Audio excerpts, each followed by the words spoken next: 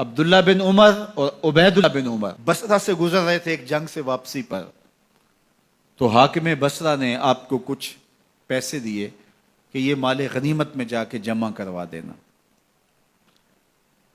اور پھر خود ہی مشورہ دیا کہ عراق کے اندر فلاں فلاں چیز بہت سستی مل جاتی ہے اور حجاز میں ان چیزوں کی قیمت زیادہ ہے، تو اگر آپ ایسا کر لیں کہ یہ ان پیسوں سے خرید لیں اور جا کے مدینہ المنورہ میں فروخت کر دیں، تو جو زائد پیسے آپ کمائیں گے وہ آپ کے ہوئے، اور یہی اشرفیاں جو میں نے دی ہیں آپ کو، اتنی اشرفیاں بیت المال میں جمع کروا دینا، تم نے محنت کی ہوگی، تجارت کی ہوگی، تو جتنے بچیں گے وہ آپ کے ہوں گے۔ تو انہوں نے کہا بہت اچھا، وہاں سے مال خرید لیا، مدینہ المنورہ میں آ کے بیچ دیا، جتنی اشرفیاں انہوں نے وہاں سے دی تھی بیت المال کے لیے، اتنی بیت المال میں جمع کروا دی۔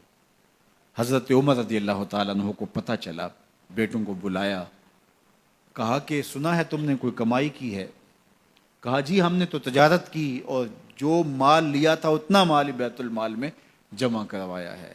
کہا تم بیت المال کے پیسوں پر کمائی کی ہے، وہ پیسے بھی تمہیں بیت المال میں جمع کروانے پڑیں گے۔ یہ عمر ہیں رضی اللہ تعالیٰ عنہ۔ رومی شہنشاہ کی بیوی سلام بھیجتی ہے حضرت عمر رضی اللہ تعالیٰ عنہ کی اہلیہ کو، تو وہ 1 دینار ادھار لے کر کے اس کا عطر خریدتی ہیں اور شیشیوں میں ڈال کر کے ان کو بھیجتی ہیں کہ چلو ایک رواداری کا اچھا ثبوت فراہم کیا جائے۔ تو وہ واپسی پر انہی شیشیوں کے اندر قیمتی موتی بھر کے بیچتی ہیں، جواہرات بھر کے بیچتی ہیں۔ حضرت عمر رضی اللہ تعالیٰ عنہ فرماتے ہیں لاؤ یہ سارے جواہرات، سب کو فروخت کرتے ہیں، 1 دینار اس کو دیتے ہیں، باقی بیت المال میں جمع کر دیتے ہیں۔ تو جب اپنی زندگی اتنی محتاط ہوگی، اتنی خوبصورت ہوگی، تو پھر کس طرح کوئی گورنر زیادتی کر سکتا ہے؟ تو حضرت سیدنا عمر رضی اللہ تعالیٰ عنہ نے اپنا طرز زندگی اور انداز معاشرت اتنا سادہ اور اتنا خوبصورت رکھا کہ اس کے مطابق تمام گورنروں کو ڈھالنے کی تلقین کی۔ آپ جب بھی کسی شخص کو بطور گورنر اس کا تعین کرتے تو اس کو یہ نصیحتیں کرتے، ایک ترکی گھوڑے پہ سوار نہیں ہوں گے، باریک کپڑا نہیں پہنیں گے، اور انچھنے آٹے کی روٹی کھائیں گے، مکان کا دروازہ نہیں لگائیں گے، کوئی حاجب نہیں رکھیں گے، چوکیدار نہیں رکھیں گے، بواب نہیں رکھیں گے، جو تمہارے تک پہنچنا چاہے ڈائریکٹ پہنچ جائے۔ اللہ اکبر۔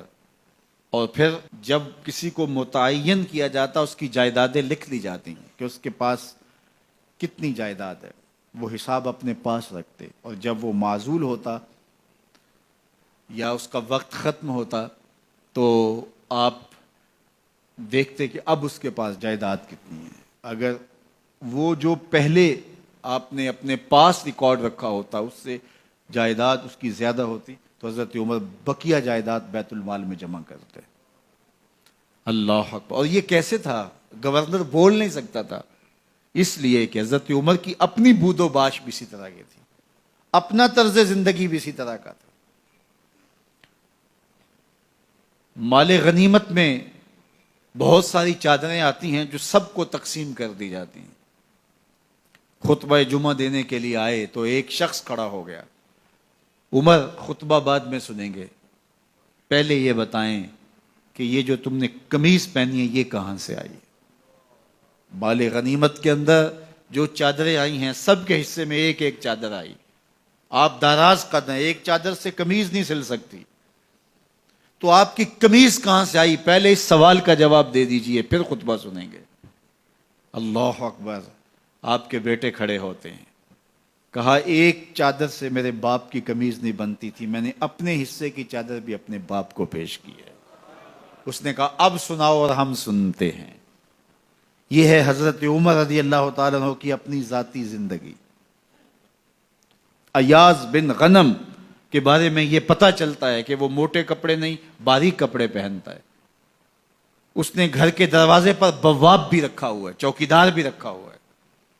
تو حضرت عمر رضی اللہ تعالیٰ عنہ محمد بن مسلمہ کو بھیجتے ہیں، محمد بن مسلمہ جاتے ہیں اور جا کے تحقیق کرتے ہیں تو ایسا ہی پاتے ہیں، تو ان کو وہیں گرفتار کر کے لے آتے ہیں اور حضرت عمر کے دربار میں پیش کیا جاتا ہے، چھڑی اس کے ہاتھ میں دے کر فرماتے ہیں جاؤ تم بکریاں چرایا کرو، تم گورنری کے لائق نہیں ہو۔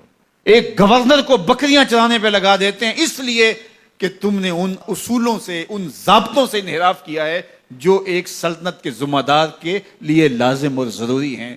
دور موجود کے حکمرانوں کو، چاہے وہ عرب کے حکمران ہوں چاہے وہ عجم کے حکمران ہوں، اگر وہ اسلام کا نام لیتے ہیں تو انہیں اپنے اعمال کا جائزہ لینا ہوگا کہ ہم کھڑے کہاں ہیں۔